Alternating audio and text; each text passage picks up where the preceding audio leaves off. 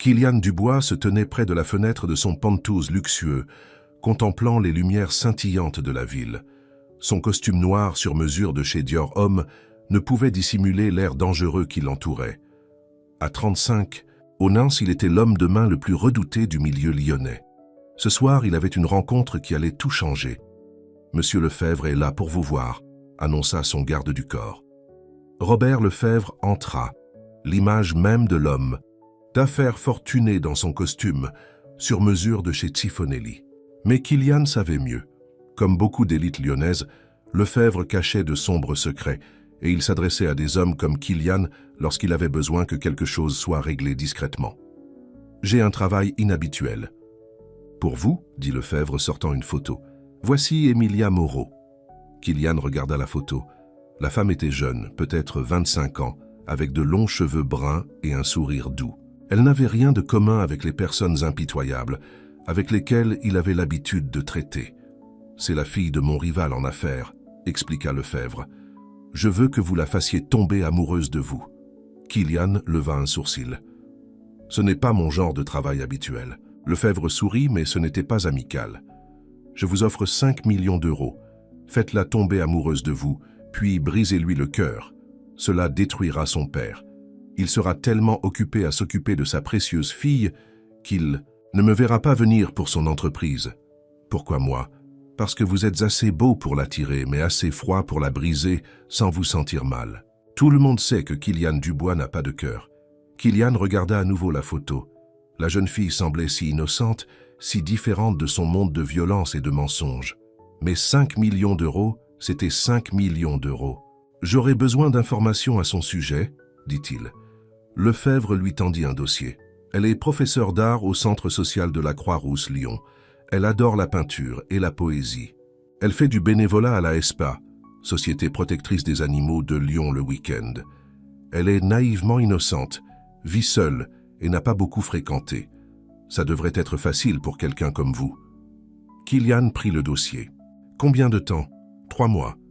Je veux qu'elle soit complètement amoureuse de vous d'ici là, et quand vous lui briserez le cœur, je veux que ce soit dévastateur. » Après le départ de Lefebvre, Kylian étudia plus attentivement la photo d'Emilia. Elle avait des yeux bienveillants, du genre qui voyait probablement le bien en chacun. Il ressentait presque de la pitié pour ce qu'il allait lui faire. Le lendemain, Kylian se rendit au centre social de la Croix-Rousse, Lyon.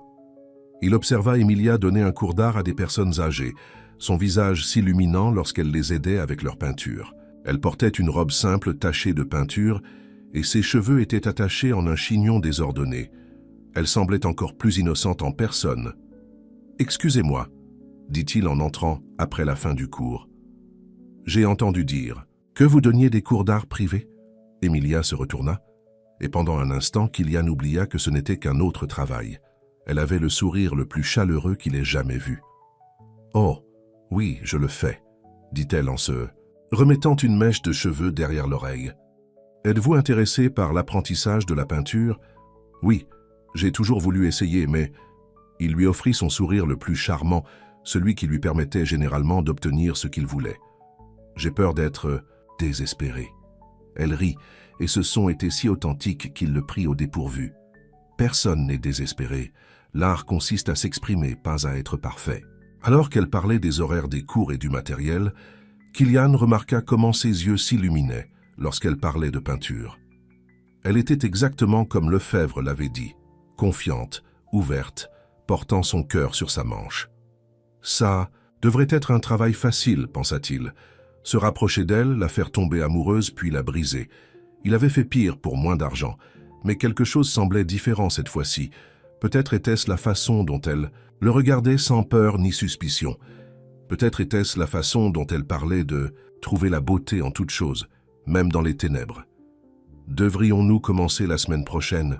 demanda-t-elle avec espoir. Kylian hocha la tête, sachant qu'il venait de faire le premier pas pour détruire la vie de cette femme innocente. « La semaine prochaine, c'est parfait. » Alors qu'il retournait à sa voiture, il repoussa le sentiment de culpabilité inhabituel. Il était Kylian Dubois. Il ne ressentait pas de culpabilité. Il ne ressentait rien. Mais il ne pouvait pas se débarrasser du sentiment que ce travail allait être différent, que d'une manière ou d'une autre, Cette douce professeure d'art aux mains tachées de peinture et aux rêves dans les yeux pourrait être plus dangereuse pour lui que n'importe quel ennemi qu'il ait jamais affronté. Parce que s'il savait exactement comment briser les cœurs, il n'avait jamais rencontré quelqu'un qui pourrait être capable de toucher le sien. L'atelier d'art sentait la peinture et le café. Emilia avait installé un chevalet pour Kylian et la lumière du soleil traversait les grandes fenêtres. Elle le regarda lutter avec le pinceau, faisant semblant d'être moins doué en peinture qu'il ne l'était vraiment. « Tiens, laisse-moi t'aider », dit-elle en se rapprochant. Sa main toucha la sienne alors qu'elle guidait le pinceau et Kylian ressentit quelque chose d'étrange dans sa poitrine. Personne dans son monde ne l'avait jamais touché avec autant de désinvolture, sans peur. « Vous vous débrouillez en fait mieux que la plupart des débutants », l'encouragea-t-elle. « Vous avez le sens du détail. » Si seulement elle savait quel genre de détails il recherchait habituellement. Les faiblesses, les vulnérabilités, les moyens de blesser les gens. Mais lorsqu'elle lui souriait comme ça, il oubliait presque qui il était. 3 semaines s'étaient écoulées depuis son premier cours. Il avait été prudent, jouant le rôle d'un homme d'affaires intéressé par l'art. Il lui avait dit qu'il travaillait dans le conseil en sécurité privée, ce qui n'était pas tout à fait un mensonge. Il s'habillait sobrement pour leurs leçons, portant des vêtements décontractés qui coûtaient probablement plus cher que ce qu'elle gagnait en un mois. « Qu'est-ce qui vous a donné envie d'apprendre la peinture ?» demanda-t-elle pendant leur pause. Kylian avait une histoire toute prête. Il en avait toujours une. Mais en regardant son visage honnête, il se retrouva à raconter une vérité différente. « J'ai passé toute ma vie à me concentrer sur le travail, » dit-il. « Gagner de l'argent, réussir. Mais dernièrement, j'ai pensé qu'il pouvait y avoir plus de choses dans la vie que ça. » Les yeux d'Emilia se sont adoucis. « Il y en a, beaucoup plus. Beauté, créativité, connexion. » Elle rougit légèrement. « Excusez-moi, je dois vous paraître ridicule. »« Non, » dit-il, se surprenant lui-même. « Vous ne me paraissez pas ridicule du tout. » Après le cours, il la regarda ranger l'atelier. Elle fredonnait en travaillant, totalement inconsciente. Tout chez elle était réel. Son sourire, son enthousiasme, sa gentillesse. Dans son monde, tout le monde portait des masques, jouait à des jeux, avait des angles à travailler. Son téléphone vibra. Un SMS de Lefebvre. Rapport d'avancement? Kylian répondit « Tout se déroule comme prévu. Je suis en train de construire la confiance. » Mais était-ce conforme au plan? Il était censé la séduire, mais leur conversation semblait plus réelle que toutes celles qu'il avait eues depuis des années. Lorsqu'elle parlait d'art et de beauté, il se surprenait à l'écouter vraiment. Le lendemain, il dut s'occuper de certaines affaires pour la French Connection. Un commerçant qui n'avait pas payé son droit de protection avait besoin d'être convaincu. Alors que Kylian se tenait là, regardant ces hommes malmener le vieil homme, il pensa à Emilia. Que penserait-elle si elle savait qui il était vraiment? « S'il vous plaît, » supplia le commerçant, « j'ai une famille. » Habituellement, Kylian ne ressentait rien pendant ses missions, mais aujourd'hui, quelque chose n'allait pas. Il se retrouva à dire à ses hommes de se calmer, donnant au propriétaire une semaine supplémentaire pour payer. Son second, Marco Rossi, le regarda bizarrement. « Vous allez bien, patron? Vous avez été différent ces derniers temps. »« Je vais bien, » rétorqua Kylian. Mais l'était-il? Ce soir-là, il se rendit au centre social de la Croix-Rousse, Lyon, pour observer le cours, d'Emilia sans qu'elle le sache. Elle enseignait aux enfants cette fois-ci, aidant un petit garçon qui pleurait parce que sa peinture n'était pas belle. « L'art ne consiste pas à être parfait, » dit-elle au garçon, la voix douce. « Il s'agit d'y mettre son cœur, et je vois beaucoup de cœur dans votre peinture. » Le garçon cessa de pleurer et sourit. Kylian regarda Emilia louer le travail de chaque enfant, les faisant se sentir spéciaux, vus. Elle avait le don de voir le bien dans les choses, dans les gens. Même en lui, même si elle n'avait aucune idée du genre d'homme avec lequel elle avait affaire. Après le cours, il la vit marcher seule vers sa voiture. Le parking était sombre, et il remarqua 2 hommes à l'air rude qui l'observaient. Sans réfléchir, il sortit des ombres, s'assurant qu'ils le voient. Ils le reconnurent immédiatement. Tout le monde dans le monde criminel connaissait Kylian Dubois. Ils s'en allèrent rapidement. Emilia n'a jamais su qu'elle avait été en danger. Elle n'a jamais su qu'il l'avait protégée. Tout comme elle, n'a jamais su qu'il était payé pour lui briser le cœur. Mais alors qu'il la regardait partir en voiture, Kylian réalisa qu'il avait un plus gros problème que les 2 voyous du parking. parce que pour la première fois de sa vie, son cœur ne suivait pas son plan. Il sortit son téléphone et regarda à nouveau le SMS de Lefebvre. 3 semaines de plus s'étaient écoulées. Le temps pressait. Bientôt, il devrait faire avancer les choses, commencer la vraie séduction, commencer à lui briser le cœur. Mais debout là, dans le parking sombre, Kylian Dubois, l'homme qui ne croyait pas à l'amour, admit à lui-même quelque chose qui lui faisait plus peur que n'importe quel ennemi. Il commençait à s'intéresser à Emilia Moreau, et c'était la chose la plus dangereuse qui puisse arriver, pour eux deux. C'était un dimanche après-midi pluvieux lorsque tout a commencé à changer. Kylian passait devant la SPA, Société protectrice des animaux, de Lyon, où il savait qu'Emilia faisait du bénévolat lorsqu'il la vit lutter avec de lourds sacs de nourriture pour chiens sous la pluie. Sans réfléchir, il s'arrêta. « Besoin d'aide » appela-t-il en attrapant un parapluie. Le visage d'Emilia s'illumina lorsqu'elle le vit. Elle était trempée mais souriait toujours. « Kylian, que faites-vous ici ? Je passais par là, mentit-il en lui prenant les sacs. « Laissez-moi vous aider à les mettre à l'intérieur. » À l'intérieur du refuge, les chiens aboyaient avec enthousiasme. Emilia le conduisit à la salle de stockage, s'excusant pour le désordre. « J'ai généralement de l'aide le dimanche, mais mon bénévole habituel est malade. Je pourrais rester, » se surprit Kylian à dire, « si vous avez besoin d'un coup de main. » Son visage entier s'illumina. « Vraiment, vous n'aurez pas de problème. » C'est ainsi que Kylian Dubois, le bras droit redouté du syndicat criminel le plus dangereux de la ville, passa son dimanche après-midi à promener des chiens et à nettoyer des chenils. Ses chaussures chères étaient ruinées et ses vêtements sentèrent le chien mouillé, mais quelque chose d'étrange s'est produit. Il a apprécié. Emilia lui montra comment s'approcher des chiens nerveux, comment gagner leur confiance. « Vous voyez ?» dit-elle en le regardant caresser un pitbull à 3 pattes. « Ils peuvent sentir quand quelqu'un a un bon cœur. » Kylian faillit rire de cela, si seulement elle savait. « Celui-ci est mon préféré, » dit Emilia en le conduisant à une cage où un vieux berger allemand marqué reposait. Personne ne le veut à cause de ses cicatrices, mais c'est le chien le plus gentil ici. Les gens jugent trop vite sur les apparences. Kylian sentit quelque chose se tordre dans sa poitrine.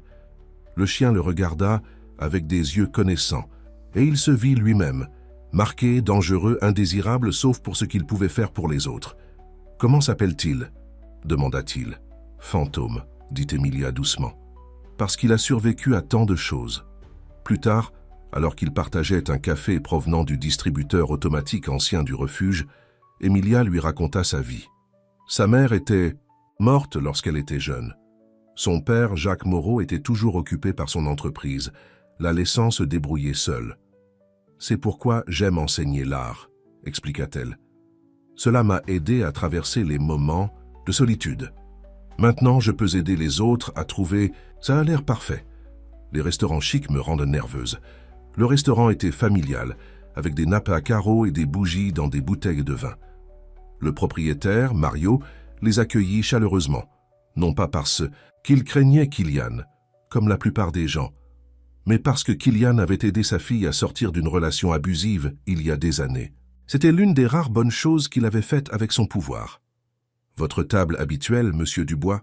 demanda Mario en les conduisant dans un coin tranquille. Autour de pâtes maison et de vin, Emilia lui parla de ses rêves. Elle voulait ouvrir son propre centre d'art-thérapie un jour, aidant les enfants et les vétérans en difficulté à guérir grâce à la créativité. Ses yeux brillaient lorsqu'elle en parlait. « Mon père trouve que c'est une perte de temps, » avoua-t-elle. « Il veut que je rejoigne son entreprise, mais ce n'est pas moi. Je ne suis pas faite pour le monde de l'entreprise. » Kylian pensa à son père, au plan de Lefebvre pour le détruire. Il devrait rassembler ces informations, les utiliser. Au lieu de cela, il se retrouva à dire « Tu devrais suivre tes rêves. Le monde a besoin de plus de beauté, de plus de guérison. » Elle le regarda avec ses yeux clairs et confiants. « Et tes rêves?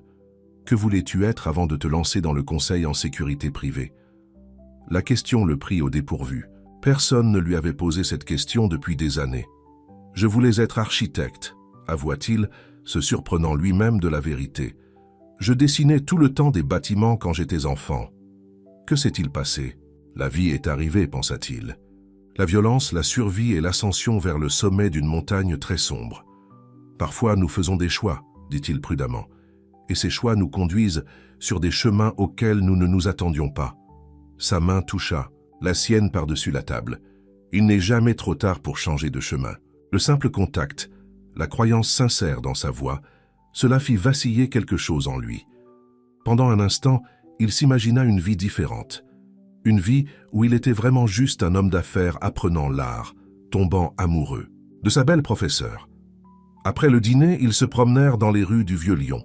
La nuit d'été était chaude et la musique flottait des fenêtres ouvertes. Quand Emilia trébucha légèrement sur les pavés, Kylian la rattrapa par le bras. Elle s'adaptait parfaitement contre lui et aucun d'eux ne se retira. « Danse avec moi », dit-elle soudainement, faisant un geste vers l'endroit où un vieil homme jouait du violon au coin de la rue. Ici, dans la rue, son sourire était malicieux. Pourquoi pas? La vie est trop courte pour attendre les moments parfaits. Parfois, nous devons les créer. Alors Kylian Dubois, qui ne dansait que lors de galas de charité où il évaluait ses cibles, dansa avec Emilia Moreau au coin d'une rue dans le Vieux-Lyon. Elle rit lorsqu'il la fit tourner, et ce son fit faire à son cœur des choses qu'il n'avait pas le droit de faire. Le violoniste les observa avec des yeux connaisseurs, jouant quelque chose de doux et de tendre. Des gens passèrent, souriant au couple dansant sous les lampadaires. Pendant quelques minutes, Kylian se sentit normal, pur, digne de la façon dont elle le regardait. Puis son téléphone vibra. Lefebvre. La réalité frappa. Ce n'était pas réel. Rien de tout cela ne pouvait être réel. Il était là pour détruire la vie de cette femme, pas pour danser avec elle dans la rue. « Tout va bien ?» demanda Emilia en remarquant son changement d'humeur. « Juste. Le travail, » dit-il en forçant un sourire. « Laisse-moi te ramener chez toi. » Devant son petit appartement, elle se tourna vers lui. Dans la douce lumière du porche, elle ressemblait à quelque chose d'un autre monde, un monde de lumière et de bonté auquel il ne pourrait jamais appartenir. « J'ai passé un merveilleux moment. » dit-elle doucement, il devrait l'embrasser. C'était le plan, commencer la séduction physique. Lefebvre s'attendrait à des progrès, mais en regardant son visage innocent, Kylian ne put le faire. Pas comme ça, pas dans le cadre d'un travail. Au lieu de cela, il porta sa main à ses lèvres, l'embrassant doucement. « Bonne nuit, Emilia. » Ses rougeurs le suivirent jusqu'à la maison où Fantôme attendait impatiemment son retour. Le chien le regarda et gémit, avec sympathie, comme s'il comprenait les tourments de son maître. « Qu'est-ce que je fais, mon garçon ?» demanda Kylian en s'enfonçant dans son canapé en cuir de luxe. Fantôme posa sa tête sur les genoux de Kylian, offrant un réconfort silencieux. Son téléphone sonna à nouveau. « Lefebvre, tu prends trop de temps. » S'en dit Lefebvre lorsqu'il répondit. « Je ne te paie pas pour la courtiser comme un gentleman, termine ça. Ces choses prennent du temps, » dit Kylian, la voix dure. « Tu veux qu'elle soit dévastée? Alors laisse-moi faire à ma manière. » Mais même en le disant, il savait qu'il temporisait, parce que chaque jour qui passait, chaque moment avec Emilia rendait l'idée de la blesser plus impossible. Plus tard dans la nuit, incapable de dormir, Kylian alla dans sa salle de sport privée. Mais au lieu de frapper le sac de frappe, il se retrouva à prendre un crayon et du papier. Pour la première fois en 20 ans, il commença à dessiner. Il dessina d'abord des bâtiments, comme il le faisait autrefois. Puis, sans le vouloir, il dessina Emilia dansant sous les lampadaires, le visage plein de joie et de confiance. En regardant le dessin, Kylian admit enfin ce qu'il avait évité. Il tombait amoureux de sa cible. Et dans son monde, l'amour n'était pas seulement dangereux, il était mortel. Parce que tôt ou tard, Emilia découvrirait la vérité. Et quand elle le ferait, elle ne serait pas seulement dévastée, elle serait détruite. Exactement. Comme Lefebvre le voulait, à moins que Kylian ne trouve un moyen de s'en sortir. Pour tous les deux, un mois s'était écoulé depuis leur premier rendez-vous, et Kylian menait 2 vies. Dans l'une, il était toujours l'exécuteur redouté, gérant les affaires brutales de la French Connection. Dans l'autre, il tombait de plus en plus amoureux d'Emilia, passant des soirées à des cours d'art, des week-ends à la SPA de Lyon, et chaque moment libre à penser à elle. Ce soir-là, il était assis dans un entrepôt sombre, regardant ces hommes interroger un membre d'un gang rival. Le visage de l'homme était ensanglanté, mais il ne parlait pas. « Patron, dit Marco Rossi, Voulez-vous qu'on prenne des mesures sérieuses avec lui ?» Avant, Kylian aurait hoché la tête sans hésitation. Maintenant, il entendait la voix d'Emilia dans sa tête parlant de gentillesse et de deuxième chance. « Laissez-le partir, » dit Kylian. « Quoi ?» Marco le regarda. « Envoyez un message à son patron. Dites-lui que la prochaine fois, nous ne serons pas aussi généreux, mais laissez-le partir. » Le membre du gang rival regarda Kylian avec une gratitude confuse, alors que les hommes de Marco Rossi le déliaient. Kylian savait qu'il devenait mou. Il savait que c'était dangereux. Mais il ne pouvait pas être le même homme qu'avant. Emilia, son téléphone sonna. C'était elle. « Peux-tu venir ?» demanda-t-elle, la voix tremblante. « Je sais qu'il est tard, mais qu'est-ce qui ne va pas ?» Il se dirigeait déjà vers sa voiture. « Mon père, on a eu une énorme dispute. À propos du centre d'art-thérapie, il a dit des choses vraiment dures. » 20 minutes plus tard, Kylian était à sa porte. Ses yeux étaient rouges à force de pleurer, mais elle essaya quand même de sourire en le voyant. Dans son petit appartement, entouré de ses peintures et du chaos créatif et chaleureux de sa vie, Kylian la serra dans ses bras pendant qu'elle pleurait. Elle lui raconta comment son père avait qualifié ses rêves d'enfantin, comment il avait menacé de la couper si elle ne rejoignait pas son entreprise. « Peut-être qu'il a raison, » murmura-t-elle. « Peut-être que je suis stupide. » « Non, » dit Kylian fermement. « Tu n'es pas stupide. Tu es la personne la plus sincère que j'ai jamais rencontrée. » Elle leva les yeux vers lui, son visage près du sien. « Comment sais-tu toujours ce qu'il faut dire ?»« Parce que j'ai été payé pour te séduire, pensa-t-il avec dégoût. Parce que je t'ai étudié, j'ai appris ce que tu avais besoin d'entendre. » Mais la vérité était que tout ce qu'il lui disait maintenant venait de son cœur. Quand elle l'embrassa, ce fut comme rentrer à la maison, comme trouver quelque chose qu'il cherchait toute sa vie sans le savoir. Ses lèvres étaient douces, hésitantes au début, puis plus assurées. Kylian la serra dans ses bras avec toute la douceur qu'il ne savait pas qu'il possédait. « Reste, » murmura-t-elle contre ses lèvres. « S'il te plaît. » Il devrait dire non. Il devrait garder ses distances. Mais il en avait assez de lutter contre ses sentiments pour elle. Cette nuit-là, ils se sont simplement tenus dans les bras l'un de l'autre, entièrement vêtus sur son petit canapé. Kylian lui caressa les cheveux pendant qu'elle dormait regardant les peintures sur ses murs. Des paysages, des portraits, et un qui attira son attention. C'était Fantôme, le chien marqué qu'il avait adopté, peint avec tant de détails et de soin que cela lui fit monter les larmes aux yeux. « Je l'ai peint le lendemain de son adoption », murmura Emilia, à moitié endormie. « La façon dont tu le regardais, c'est à ce moment-là que je suis tombée amoureuse de toi. » Le cœur de Kylian s'arrêta. Amour. Elle l'aimait. Et il l'aimait tellement que cela le terrifiait. Son téléphone vibra. Lefebvre. Il l'ignora.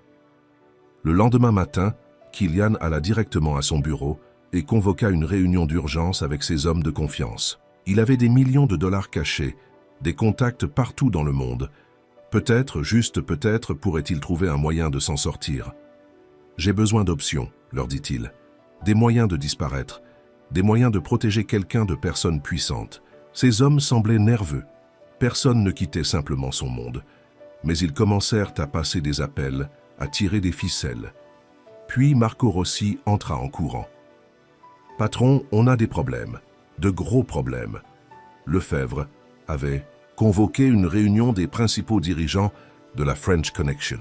Il prenait des mesures, menaçant de révéler certaines des affaires passées de Kylian s'il ne respectait pas leur accord initial. « Il devient impatient, » dit Marco Rossi. « On dit qu'il va s'en prendre à Moro Industries la semaine prochaine. Une fois que cela se produirait, Emilia perdrait tout. Son père serait ruiné. Et finalement, elle découvrirait le rôle de Kylian dans tout cela. » Kylian regarda son téléphone. 3 appels manqués de Lefebvre. Un SMS, réunion ce soir. Ne fais pas de moi ton ennemi. Puis un message d'Emilia. Merci pour hier soir. Pour tout. Tu me fais me sentir en sécurité. En sécurité. Le mot était comme un couteau dans son cœur. Cet après-midi-là, il alla à la SPA de Lyon. Fantôme était avec lui. Le chien ne le quittait presque plus. Il trouva Emilia qui donnait un cours d'art-thérapie à des adolescents en difficulté. Elle leur montrait comment mélanger les couleurs, comment exprimer leur douleur par la peinture. L'art nous aide à affronter nos démons, disait-elle. Il nous aide à trouver la beauté même dans les endroits les plus sombres. L'un des adolescents, un garçon à l'allure dure avec des tatouages de gang, peignait ce qui ressemblait à une cellule de prison. Mais dans sa peinture, la lumière filtrait par la fenêtre, transformant les barreaux en quelque chose de presque beau. Kylian observa, caché, Emilia félicitait le travail du garçon. Elle changeait des vies, une peinture à la fois, tout comme elle avait changé la sienne. Fantôme gémit doucement, attirant l'attention d'Emilia. Tout son visage s'illumina lorsqu'elle vit Kylian. « 2 surprises en une », dit-elle en les serrant tous les deux dans ses bras.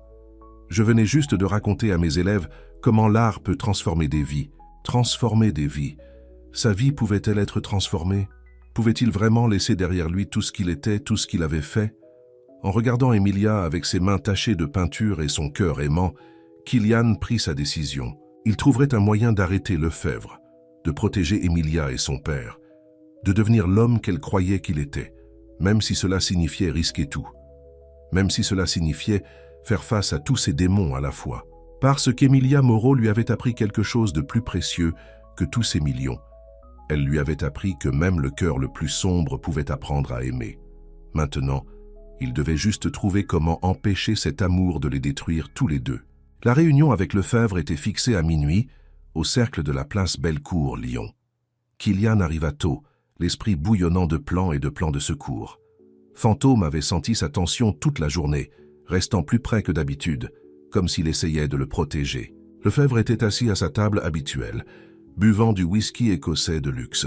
Son sourire était froid lorsqu'il vit « Kylian, tu deviens négligent », dit Lefebvre sans salutation. « Mes sources me disent que tu es réellement tombé amoureux de la fille. » « Tes sources ont tort, » mentit Kylian avec aisance. « Tout se passe selon le plan. »« Vraiment ?»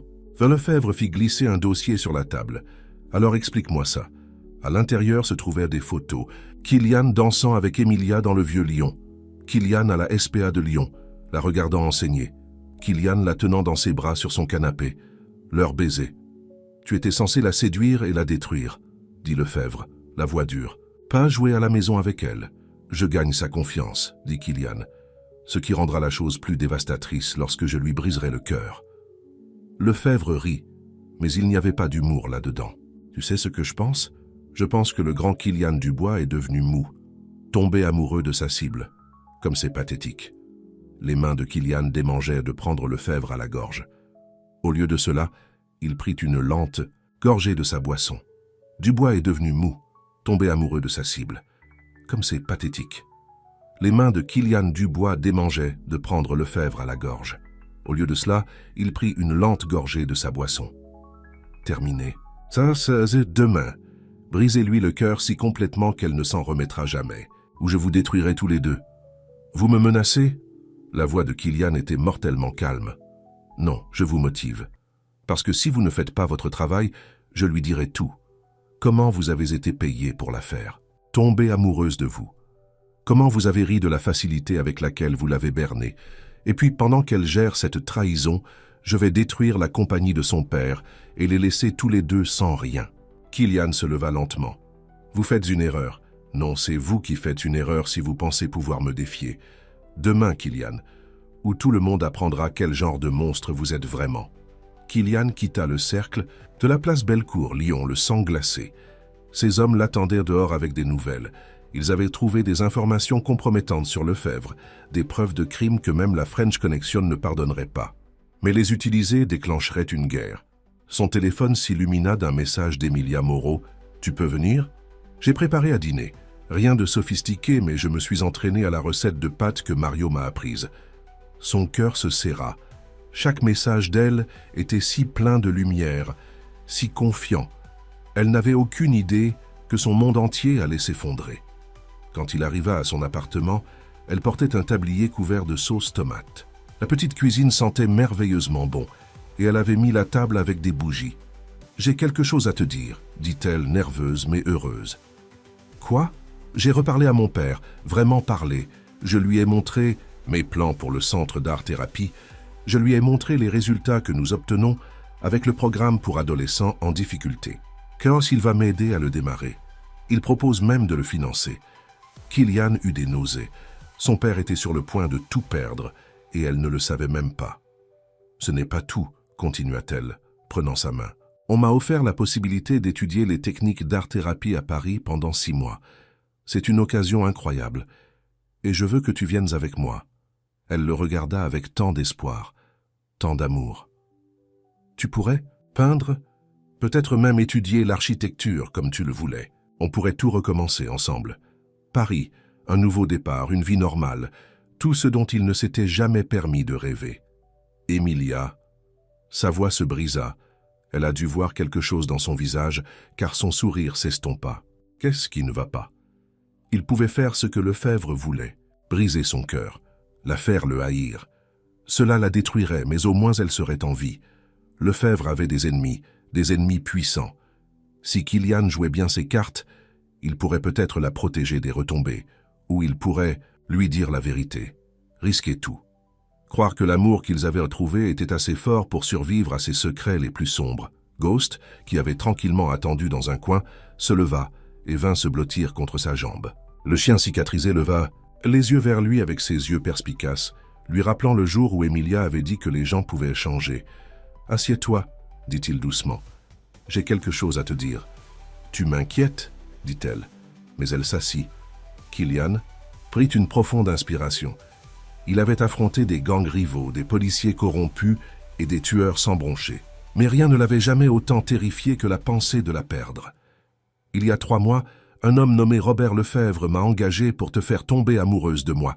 C'est l'ennemi de ton père, et il voulait lui faire du mal en te faisant du mal. J'ai accepté le travail parce que c'est ce que je fais. Je fais du mal aux gens pour de l'argent. » Le visage d'Emilia pâlit. Elle commença à se lever, mais il leva la main. « S'il te plaît, laisse-moi finir, parce que si tout sur la façon dont nous nous sommes rencontrés était un mensonge, tout ce qui s'est passé après ne l'était pas.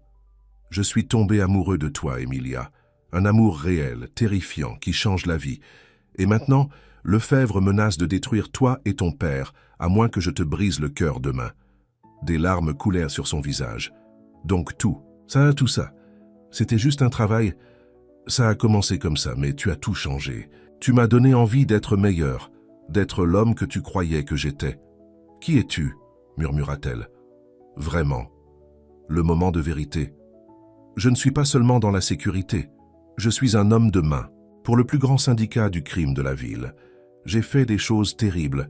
J'ai blessé des gens, j'ai ruiné des vies.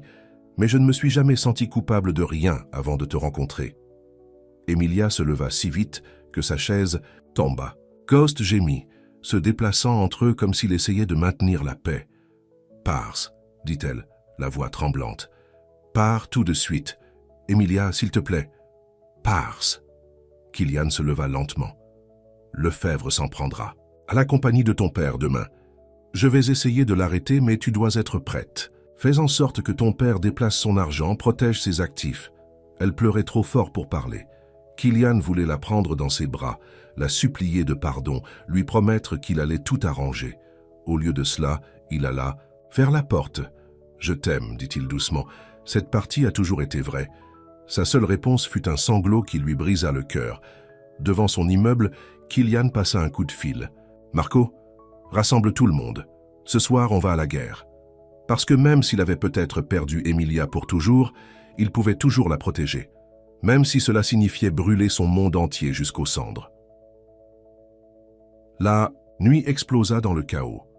Les hommes de Kylian agirent vite, frappant les entreprises de Lefebvre les unes après les autres. Ils trouvèrent des preuves de ses agissements illégaux, de ses comptes secrets, tout ce dont ils avaient besoin pour le détruire. Mais Lefebvre n'allait pas tomber sans se battre. « Patron, on a des problèmes. » Marco fit irruption dans le bureau de Kylian. Les hommes de Lefebvre se dirigent vers Moreau Industries. Ils sont armés. Kylian attrapa son arme. « Appelez la police nationale, un appel anonyme. Dites-leur qu'un vol à main armée est en cours. » La police? Depuis quand on... Faites-le. Alors que Kylian traversait les rues de Lyon à toute vitesse, son téléphone sonna. « Emilia. »« Les hommes de Lefebvre sont là, » murmura-t-elle. « Au bureau de mon père. Ils ont des armes. » Le cœur de Kylian s'arrêta. « Qu'est-ce que tu fais là-bas ? » « Je suis venu prévenir papa de ce que tu m'as dit. On déplaçait des dossiers, on se préparait à fuir, et puis ils sont entrés en force. Une voix d'homme en arrière-plan. « Hé, à qui est-ce que tu parles ?» La ligne se coupa. Killian appuya plus fort sur l'accélérateur. Ghost, sur le siège passager, grogna bas dans sa gorge, comme s'il sentait le danger qui approchait. Chez Moreau Industries, les hommes de Lefebvre étaient déjà entrés par effraction. Killian pouvait voir des mouvements au dernier étage, où se trouvait le bureau de Jacques Moreau. Les sirènes de police hurlaient au loin, mais il serait été trop tard. « Reste », dit-il à Ghost, mais le chien l'ignora, le suivant alors qu'il s'infiltrait dans le bâtiment par une entrée de service. Ils prirent les escaliers, l'arme de Killian prête. Au dernier étage, il entendit des voix venant du bureau de Moreau. « Signez les papiers », disait Lefebvre. « Cédez-moi tout ou votre fille mourra en premier. » Killian jeta un coup d'œil par-dessus le coin du couloir. Lefebvre avait 5 hommes avec lui. Jacques Moreau était assis à son bureau, le visage pâle mais défiant. Emilia était appuyée contre le mur, une arme pointée sur sa tête, mais ses yeux montraient plus de colère que de peur. « Même si je signe, » dit Moreau, « vous nous tuerez de toute façon. » Lefebvre rit. « C'est vrai. Mais comme ça a fait plus mal. Voir votre empire s'effondrer avant de mourir. » Killian devait faire des choix. Il pouvait appeler ses hommes, déclencher une guerre ici même, mais cela mettrait Emilia en plus grand danger. Il pouvait essayer de s'y frayer un chemin en tirant, mais les chances n'étaient pas bonnes. Puis il vit les yeux d'Emilia croiser les siens de l'autre côté de la pièce. À ce moment-là, quelque chose passa entre eux. Confiance, compréhension, amour. Elle bougea soudainement, faisant tomber un vase d'une table. Dans la fraction de seconde de distraction, Killian fit irruption, Ghost à ses côtés. Le chien se jeta sur le tireur le plus proche, tandis que Killian en abattait 2 autres. Le chaos éclata. Des coups de feu, du verre brisé. Les grognements féroces de Ghost se mêlaient aux cris et aux hurlements. « Fuyez !» cria Killian à Emilia et à son père. Mais Emilia ne courut pas. Au lieu de cela, elle prit une lourde œuvre d'art sur le mur de son père et la lança sur l'un des hommes de Lefebvre. L'homme tomba lourdement. Lefebvre lui-même tira une arme visant Emilia. « Tu aurais dû faire ton travail, Killian. » 3 coups de feu retentirent. Les yeux de Lefebvre s'écarquillèrent, tandis que le rouge s'épanouissait sur sa poitrine. Il avait l'air surpris en tombant. Derrière lui se tenait Jacques Moreau, tenant une arme avec des mains fermes. « Personne ne menace ma fille. » Les sirènes de police étaient très proches maintenant. Killian savait qu'il devait partir. Son monde et celui d'Emilia ne pouvaient pas se mélanger, peu importe combien il l'aimait. « Va-t'en », dit-elle doucement, la compréhension dans les yeux. On dira que les hommes de Lefebvre se sont battus entre eux. Il voulait la prendre une dernière fois dans ses bras, la supplier de pardonner à nouveau. Au lieu de cela, il siffla Ghost et se retourna pour partir. « Killian », l'appela-t-elle. Il s'arrêta mais ne se retourna pas. Est-ce que quelque chose était réel? Les cours d'art, le refuge pour animaux, les danses, tout, dit-il. Chaque instant avec toi était réel. Puis il était parti, disparaissant dans la nuit au moment même où les voitures de police envahissaient la rue en contrebas. De retour dans son penthouse, Killian commença à passer des coups de fil. Ces hommes avaient suffisamment de preuves pour détruire ce qui restait de l'organisation de Lefebvre. La compagnie de Jacques Moreau serait désormais en sécurité. Ghost était étendu à ses pieds, bandé mais fier. Le chien avait combattu comme un guerrier ce soir-là, protégeant les gens que son maître aimait.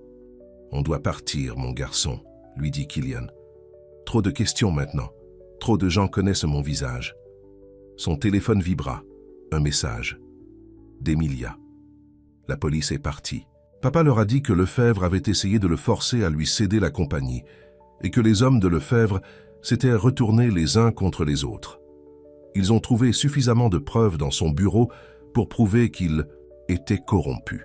Un autre message suivit. « Je suis toujours en colère. Je ne sais pas si je pourrai jamais pardonner le mensonge. Mais je comprends pourquoi tu m'as dit la vérité et ce que tu as fait ce soir. » Killian attendit, le cœur battant. « Je vais à Paris la semaine prochaine pour étudier l'art-thérapie comme prévu. J'ai entendu dire que c'est un bon endroit pour recommencer, si on le veut. » L'espoir fleurit dans sa poitrine. Pas le pardon, pas encore, mais peut-être une chance. Un dernier message arriva. « On dit que l'art nous aide à affronter nos démons. Peut-être qu'il est temps que tu affrontes les... Tiens, avec quelqu'un qui voit le bien en toi. Killian regarda autour de son penthouse de luxe, tous les attributs de sa vie sombre. Puis il regarda Ghost, qui inclina la tête comme pour dire « Alors, qu'est-ce que tu attends ?» Parfois, l'amour signifie prendre des risques. Parfois, cela signifie affronter ses démons. Et parfois, si vous avez beaucoup de chance, cela signifie trouver quelqu'un qui voit au-delà de vos cicatrices qui vous pourriez être. Killian commença à faire ses valises. Paris en automne n'était rien de ce que Killian avait imaginé. Les rues étaient pleines d'artistes, de musiciens et de gens vivant la vie à un rythme plus lent. Il était là depuis 2 semaines, vivant dans un petit appartement à Montmartre, avec Ghost comme seul compagnon. Il n'avait pas contacté Emilia depuis son arrivée. Elle savait qu'il était là. Ses hommes s'étaient assurés qu'elle reçoive sa nouvelle adresse, mais il lui laissait de l'espace.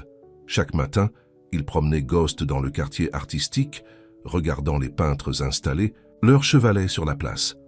Parfois, il esquissait aussi, assis dans de minuscules cafés avec Ghost à ses pieds. Ses dessins s'amélioraient. Il s'était même inscrit à des cours d'art dans un atelier local. Marco appelait régulièrement pour faire le point. Le syndicat se réorganisait après la mort de Lefebvre. Certains voulaient que Killian revienne et reprenne le contrôle. Il disait toujours non. « Tu as vraiment fini ?» demanda Marco lors de leur dernier appel. « Juste comme ça ?»« Juste comme ça », confirma Killian, regardant un vieux couple danser au son de la musique de rue. « Mon argent est propre maintenant, investi légalement. Le reste, c'est ton problème maintenant. » Il en avait gardé assez pour vivre confortablement, mais pas dans le luxe. Son nouvel appartement pouvait tenir dans le salon de son ancien penthouse. D'une certaine manière, il se sentait plus comme chez lui. Un matin pluvieux, Ghost se mit à aboyer avec enthousiasme pendant leur promenade. Killian se retourna et la vit. Emilia, debout sous un parapluie rouge, le regardant. Son cœur s'arrêta. Elle avait l'air différente, plus forte. Ses cheveux étaient plus courts et elle se tenait avec une nouvelle confiance.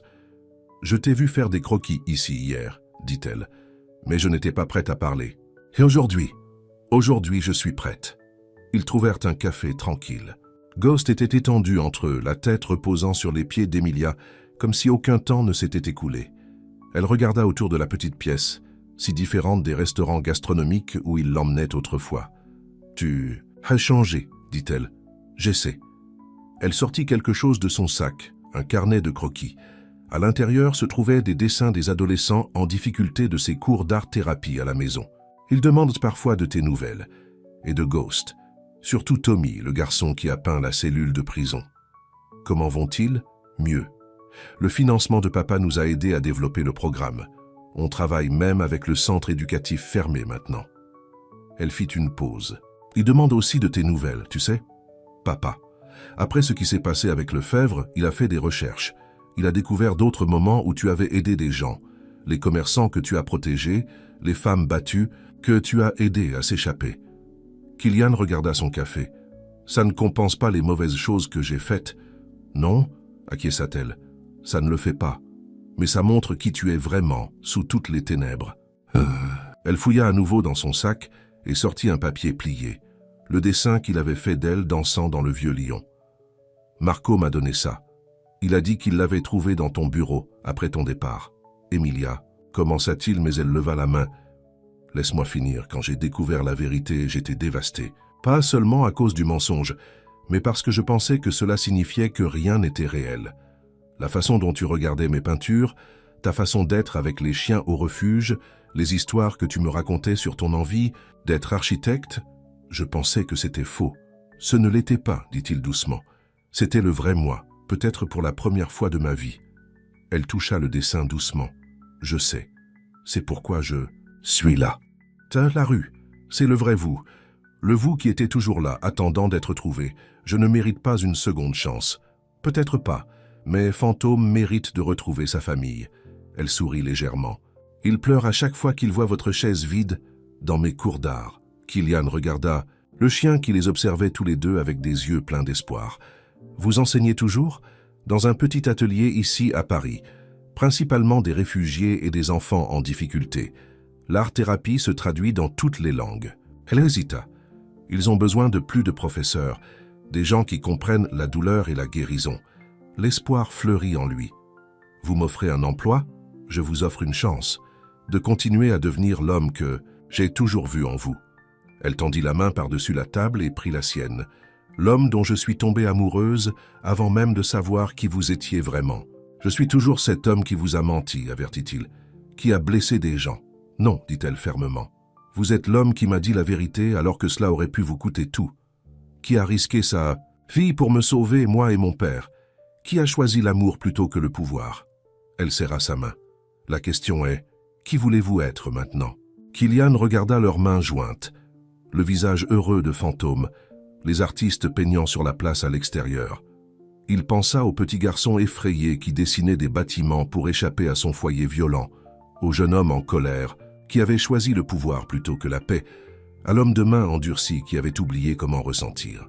Puis il pensa à l'homme qui était tombé amoureux d'une professeure d'art, qui avait adopté un chien blessé, qui avait choisi la vérité plutôt que le mensonge, même quand cela faisait mal.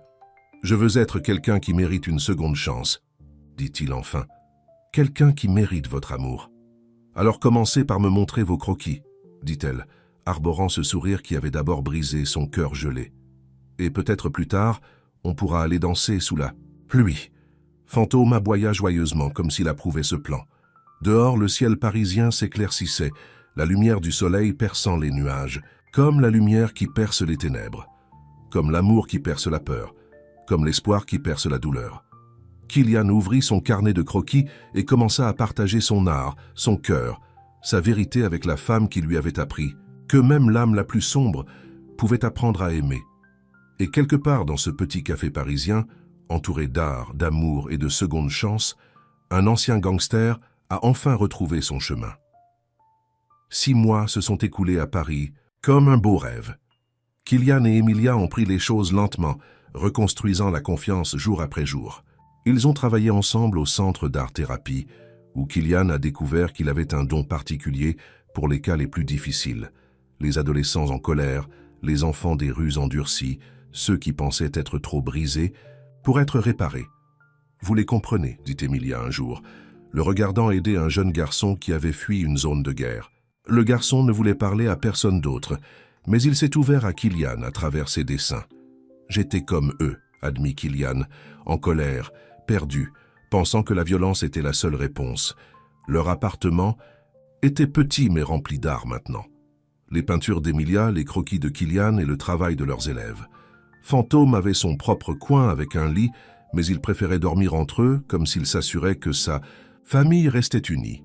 Un soir, alors qu'il rentrait à la maison à travers les rues pavées, le téléphone de Kylian sonna. C'était Marco Rossi. « Patron, dit-il, l'air inquiet, on a des problèmes. Une partie de l'ancienne équipe de Lefebvre fait des mouvements à la maison. Il parle de vengeance. » Kylian sentit l'ancienne tension revenir, dans ses épaules. « Gère ça. Il ne cible pas seulement la French Connection, il pose des questions sur vous, sur elle. » Emilia, qui avait marché devant avec Fantôme, se retourna lorsqu'elle réalisa que Kylian s'était arrêté. Le coucher de soleil la peignait d'une lumière dorée et la vue d'elle lui fit mal au cœur. Il ne pouvait pas laisser son ancienne vie la toucher à nouveau. « Je te rappellerai, dit-il à Marco Rossi. » Ce soir-là, après qu'Emilia se fut endormie, Kylian s'assit près de la fenêtre, faisant des plans. Il avait assez d'argent pour disparaître complètement, pour envoyer Emilia et Fantôme quelque part en sécurité, pour... « Arrête de penser si fort, dit Emilia, venant s'asseoir à côté de lui. « Je connais ce regard, quelque chose ne va pas. » Il lui a raconté l'appel de Marco Rossi. Il s'attendait à ce qu'elle ait peur, à ce qu'elle veuille fuir. Au lieu de cela, elle prit sa main et le conduisit dans leur petite cuisine, prépara le café, l'assit comme s'ils allaient discuter de plans de cours. « Maintenant, dit-elle, dis-moi tout, et puis on trouvera une solution ensemble. » « Ensemble ?» Il la regarda. « Emilia, ces gens sont dangereux. Vous l'étiez aussi autrefois ?» Elle sourit. « Mais l'amour vous a changé, et maintenant vous changez les autres par l'art, par la compréhension. C'est peut-être la réponse. Vous ne pouvez pas guérir tout le monde, avec l'art-thérapie. Non, mais on peut leur donner le choix, comme vous l'avez eu. » Elle serra sa main. « Appelle Marco Rossi, Dis-lui de trouver les plus jeunes de l'équipe de Lefebvre, ceux qui ont encore une chance. Dis-lui qu'on a de la place dans notre programme. » Kylian la regarda avec étonnement. « Vous voulez offrir de l'art-thérapie à des membres de gang. Pourquoi pas? Ça marche pour nos autres élèves. Et qui de mieux pour leur apprendre que quelqu'un qui a suivi leur chemin et a trouvé une autre voie? Elle a rendu cela si simple. Et peut-être que c'était le cas.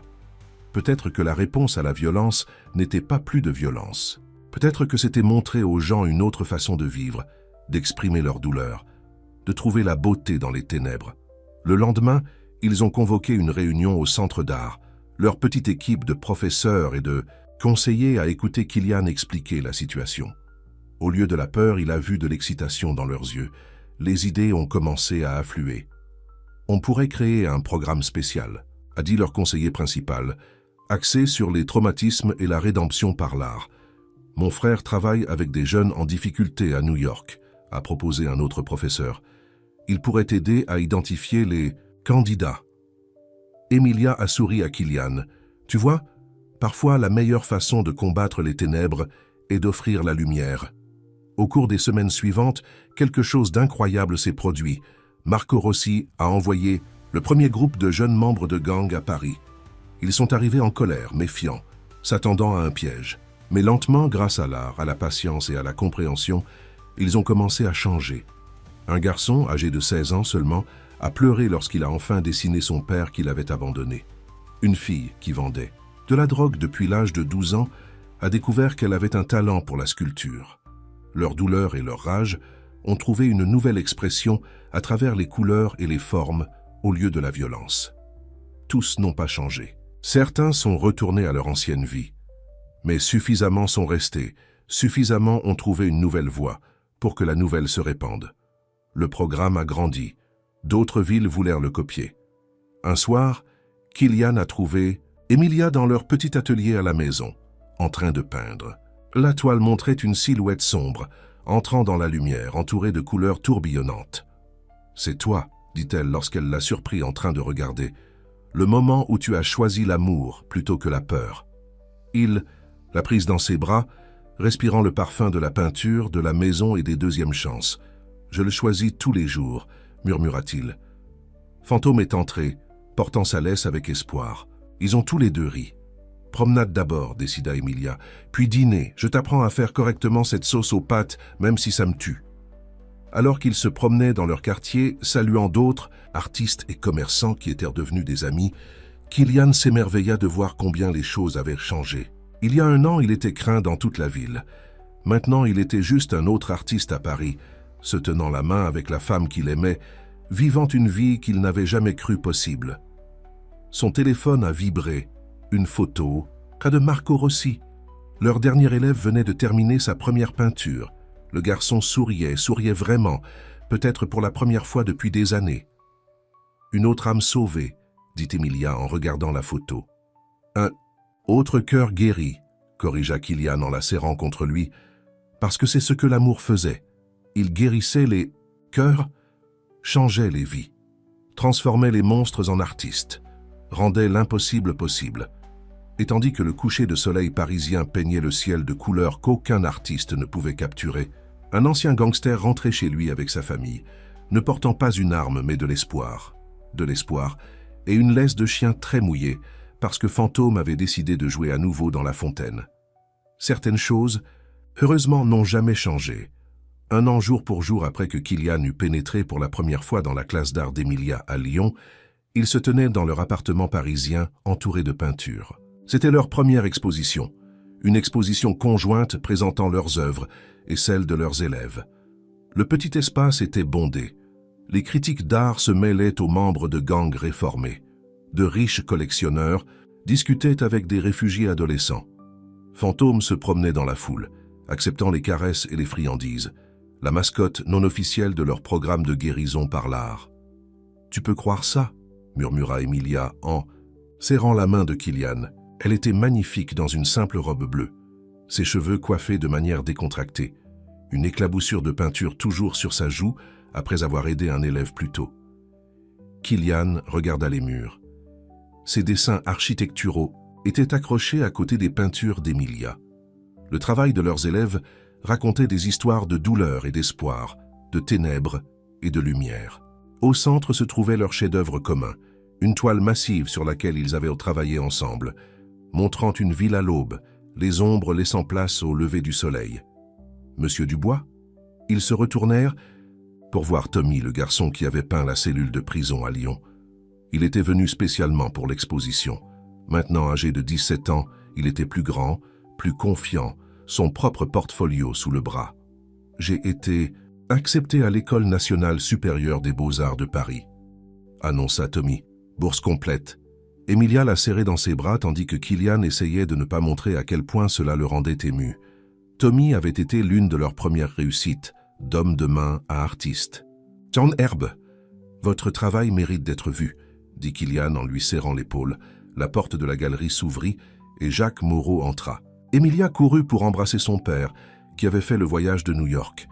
Lui aussi avait changé, moins d'entreprises, plus détendues. « Le conseil d'administration de la Fondation est impressionné », leur dit-il après les salutations. « Ils veulent étendre le programme à 5 autres villes. La Fondation avait été son idée, prendre l'argent qui avait autrefois alimenté la violence et l'utiliser pour financer des programmes d'art-thérapie pour les jeunes à risque. Rédemption par la créativité, l'appelait-il. Marco Rossi arriva ensuite, ayant l'air étrange dans des vêtements décontractés au lieu de son costume habituel. Il avait quitté la French Connection il y a 6 mois, dirigeant maintenant à la sécurité pour la Fondation. Fantôme bondit pour le saluer. Le chien le considérait toujours comme faisant partie de la famille. « Dernier rapport », dit Marco Rossi tranquillement à Kylian. « L'ancienne équipe de Lefebvre est complètement dissoute. La plupart des jeunes sont maintenant dans des programmes comme le vôtre. Le reste, il haussa les épaules. Disons qu'il ne cause plus de problèmes. » Kylian hocha la tête. Le vieux monde s'estompait comme un rêve sombre remplacé par une réalité plus brillante. Une agitation à la porte attira leur attention. Le petit garçon que Kylian avait aidé, le réfugié de guerre qui ne voulait pas parler, entra, en courant avec ses parents. Il parlait maintenant, excité de leur montrer sa peinture dans l'exposition. « C'est le vrai miracle », dit Emilia doucement. « Non seulement les aider à guérir, mais les voir aider les autres à guérir aussi. » Elle avait raison. Leurs élèves étaient déjà en train de devenir eux-mêmes des professeurs, répandant le message que l'art pouvait sauver des vies, que la beauté pouvait naître des ténèbres, que l'amour pouvait changer même le cœur le plus dur. Plus tard dans la soirée, après que la foule se soit dispersée, Kylian et Emilia s'assirent sur leur petit balcon. Fantôme était étendu à leurs pieds, fatigué de toute l'attention. Les lumières,